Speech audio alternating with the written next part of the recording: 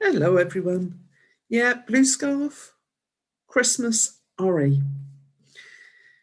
No, we've been doing a lot about Christmas. We've been focusing on lots of different aspects of Christmas, perhaps ones that you hadn't really thought about before. Let's have a look at what we're going to focus on today. And of course, you have to be patient with me while I get the screen up. Here we go. So we're going to explore the effect the journeys had on the Holy Family. And remember, we get tired just going down to the shops these days. Were there cars around in the days when Jesus was born? Do you think that Mary and Joseph would have been able to have afforded a horse and cart? Remember, Joseph was a humble carpenter. He wasn't even in his hometown. Do you think he would have got much work then? So, our steps of success for this lesson are name the places the Holy Family travelled to and identify them on a map, and then consider how the characters would have felt at different points in their journey. And we want to clearly express Joseph's feelings and explain the reasons for them in your writing. Writing tasks, don't be too panicked by it. We know how far all of you have come since the beginning of the year. We teachers are really pleased with the progress you've made. Don't stop it now just because you're not in the classroom. Show off how good your learning skills still are. So, what have we been learning about in RE? Well, obviously Christmas, but we've been doing a bit more about Christmas, perhaps looking at it from a different angle to what you've done before. So we've been thinking about the effects of the birth of this tiny baby who has such a big impact, not just then, but now as well. He was the Messiah, as the Son of God. He was what the prophets had said we were being promised. So we've been looking at that. Who wrote the passage we've been looking at? The passages we've been looking at. I mean, if you think of Advent, it was John, the book of John in the Bible. And of course, that was in the New Testament. Again, this is a New Testament book that we've been looking at. And we've been looking at 2 chapters from, should I start me? Yeah, Matthew. Who are the main characters in the story? Do you know, I'm not even going to insult you as to suggest who the 3 main ones were.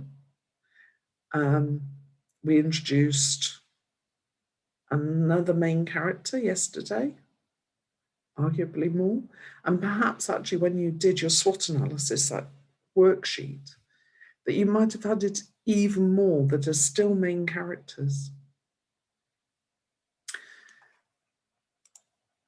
So why do you think Matthew talks about the journeys the Holy Family made? Why are they important? Surely it's Mary, Joseph, and baby Jesus the most important things. And Bethlehem, that's where he was born. Why was it Matthew made such a big thing about the journeys they made? Right. What I want you to do, tell me, I might not be able to hear, but I'll get a good sense. You know what I'm like. Just soak up the knowledge that you've had. If there's somebody near you, tell them.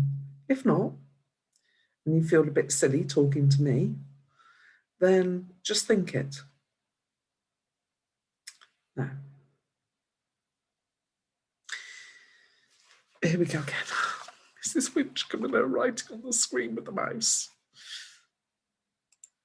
But it's important. Where in the extracts from Matthew did he say that the Holy Family visited? Well, we know that Bethlehem was probably the one we focus on the most. Where else? Well, Judea was mentioned, wasn't it?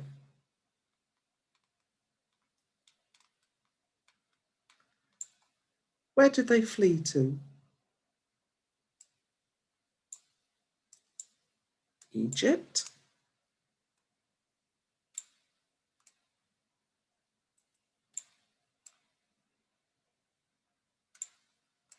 Always have trouble remembering which way round the G and the Y go.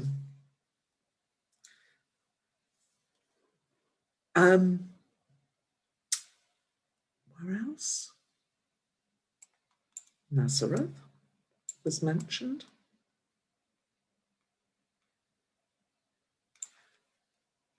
Oops, let's do that one again.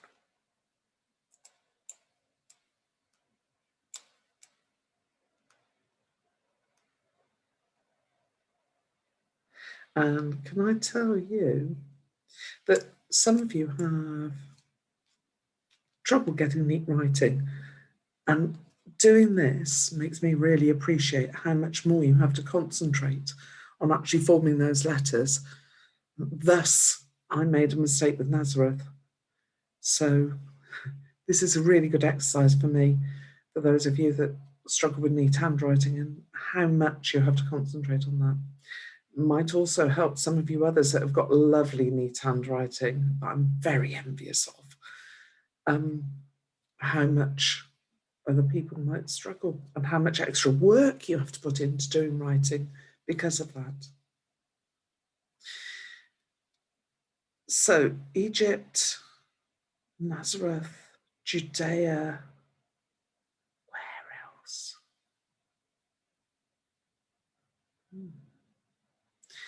Let's just take a little trip back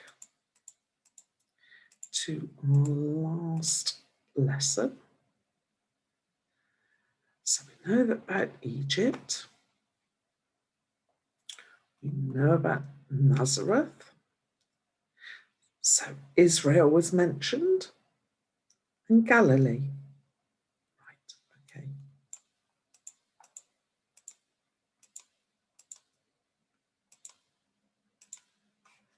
So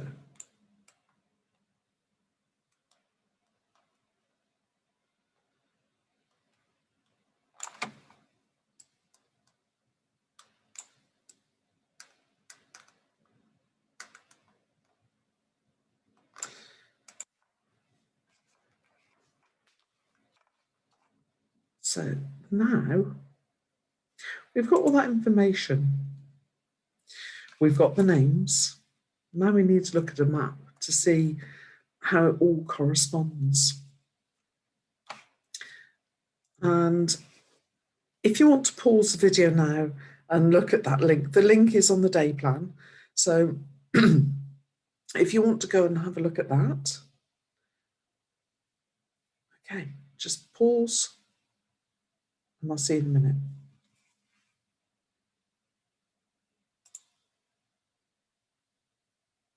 Right, now you're back with us.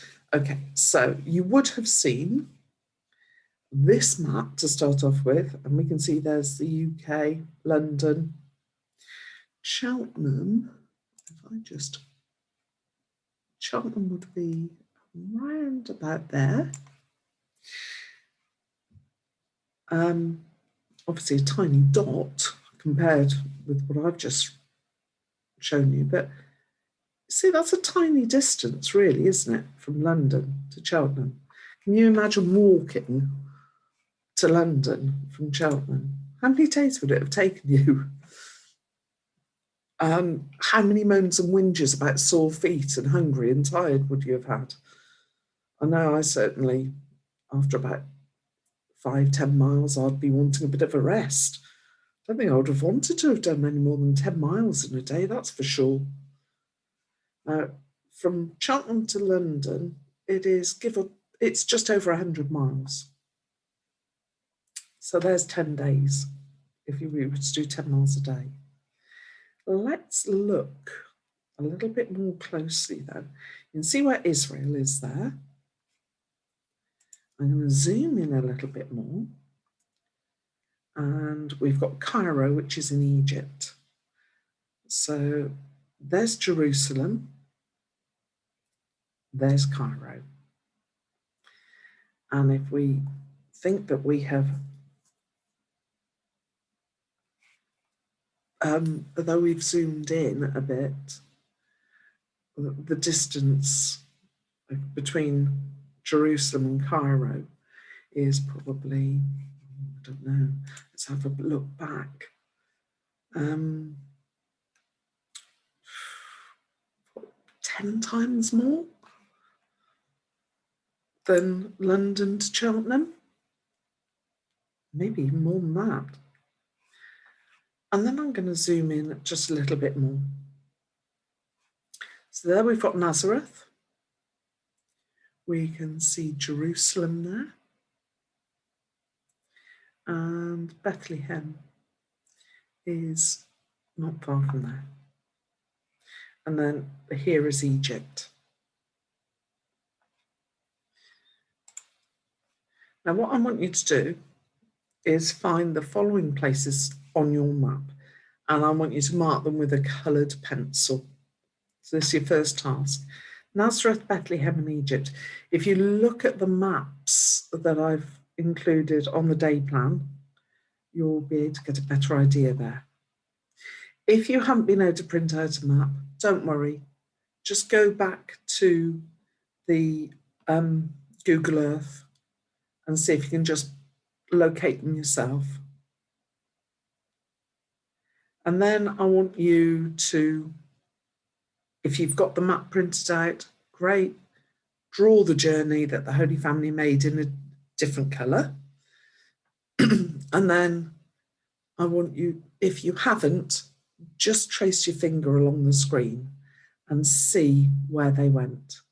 So don't forget that they started off in Nazareth, went to Bethlehem, then they went to Egypt. Where did they go from there? Long old journey, isn't it? I know it would have been made over quite a long period, but even then that's a lot of travelling when all you've got is a donkey and your feet.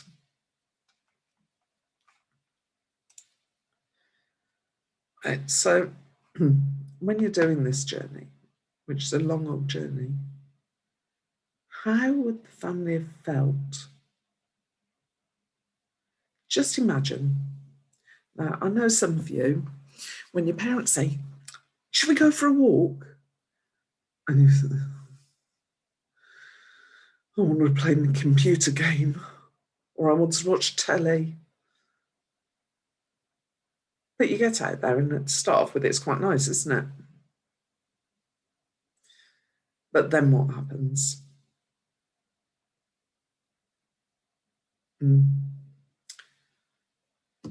I've got 3 children. I know exactly what used to happen when I used to take them out for a walk. Oh no, how much longer have we got to stay out? Are we nearly there yet? And the are we nearly there yet is when we're in a car. Well, when Mary and Joseph made the first journey to Bethlehem, they did that without a little one in tow. But Mary was heavily pregnant by this time. Not much fun. She would have been tired anyway. That poor donkey carrying all their belongings that they had, and sometimes Mary as well. Joseph wouldn't have taken a ride on the donkey. He would have walked all the way. And quite often he would probably have been carrying things as well. So how would each of them have felt? I'm going to look at it from Mary's point of view just for the moment, because I want you to think of yourself as Joseph later on. So what am I going to do? Yeah. I'm Mary. I'm really tired. Oh, Joseph, how much longer have we got to go? How many more days of this have we got to go through? It's so hot. I'm thirsty. Oh, this baby is just wriggling so much. Yeah, I'm thirsty. I'm so hungry. How much further to the nearest town so that we can get something to eat? And then look at poor Joseph. He's tired. His feet are sore. He's been going on for so long. He doesn't complain. He is looking exhausted. And the donkey. Bless our donkey. Such a loyal creature. The donkey's carried me all this way. We've been trying to give it rest and shelter, but there's not much shelter from the sun around here. Dusty, dusty road. It gets in our throats. It must get in his throat too. I can't wait to get to Bethlehem and give us all a rest. Our little donkey. Do you think that our donkey actually feels the importance of what it's doing? Well, maybe it does.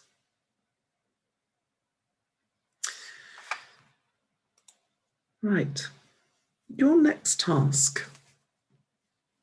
I've given you some ideas of how Mary might have felt, but imagine you are Joseph. Right, let's get rid of Mary's scarf.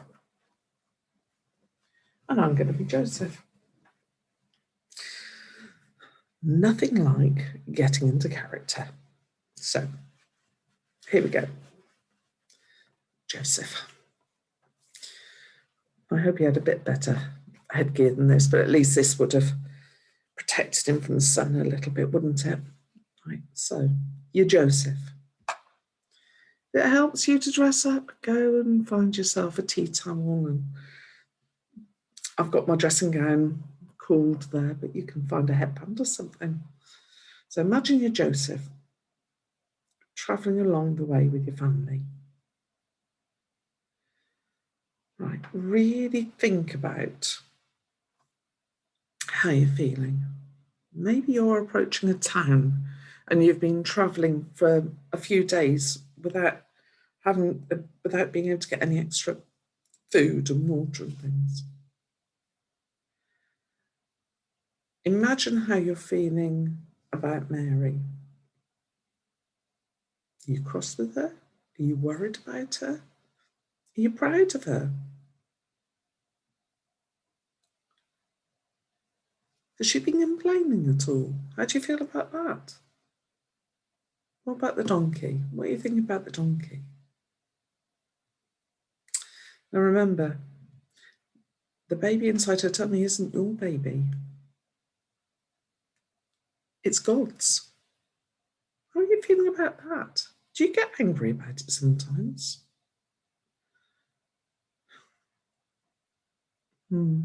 Lots of things to think about. I've made a few suggestions there, but I'm sure you've got lots of other thoughts. So I want you to choose one point of the journey and write a diary entry about it.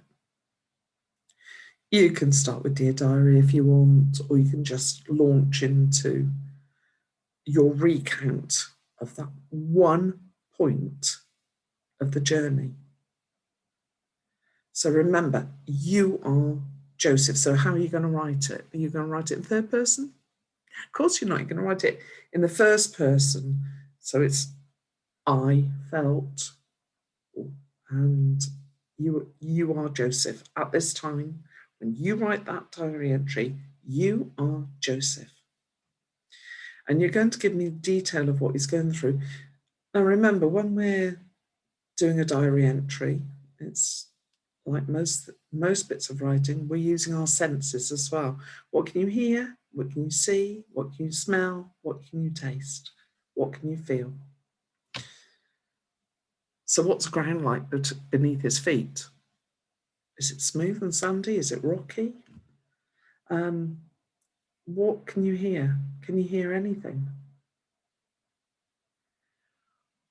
What positive things are there about that? And can you feel positive at this particular point in your journey? How is he keeping himself going? What is making him want to keep on this journey? How's he feeling towards everyone else? So all those things you need to include in your diary entry. For those of you that say, how many lines do we have to write? No, it's not about lines. It's about the quality of your work. It's about how much detail you include. Some of you really might get into character and write a lot. And I would love to read a really good diary entry where I believe that it is Joseph that has written this and that it isn't one of you. Now, if you are feeling especially on the ball today and you want to go deeper to really show off those learning skills, then I want you to do 2 key points. So one, perhaps where you're feeling a bit more enthusiastic, maybe on the way to Bethlehem. So you're awaiting the birth, which, as you know from my account of my grandson's birth, is a bit more positive, isn't it? But then perhaps on the way to Egypt, where you're a bit worried, maybe. You know, you're fleeing from Bethlehem. Why are you fleeing? Why might you be concerned? Okay, so you're doing 2 separate diary entries and at 2 different points. So you need to outline your experiences, thoughts, feelings, and hopes, and really show those clear differences, recognizing the contrast between that hopeful time and the anxious, perhaps more despondent time, and maybe the responsibilities you're feeling. I can't wait to mark these. You may not believe me, but it's a highlight of my day if I can read a really, really good piece of writing. And believe me, I share it with the other teachers as well. So you can't look at this. This is wonderful. Show off your writing skills. And do you know what? I know I shouldn't say it, but I don't really mind if there's some spelling mistakes. I don't really mind if your writing isn't perfect, your handwriting isn't perfect. If you can show me you have really, really immersed yourself in the character of Joseph. You can always go through and edit spelling mistakes, can't you? Just like we do at school. You are not finished unless you have read through your work at least twice and have edited and improved it. Even though you're at home, you are learning the way you should learn in the classroom. And Teddington, you know better than anyone, if you were to come to me and say, I've finished, what's the first thing I say to you? Have you checked it? And about half of you will go, and go away and do what you should have done in the first place. So do this now. Okay, so I'm looking forward to seeing you next lesson. Have a good time doing this task. Do yourself proud. Thank you. And I just hope that you are all engaging in this as well as I can. I love doing RE lessons with you. Or maybe I should just lose the Joseph character and get back into Mrs. Winchcombe, because Mrs. Winchcombe, along with other teachers, so proud of you that are really trying your hardest and keeping on learning. It's so important for you. See you next lesson.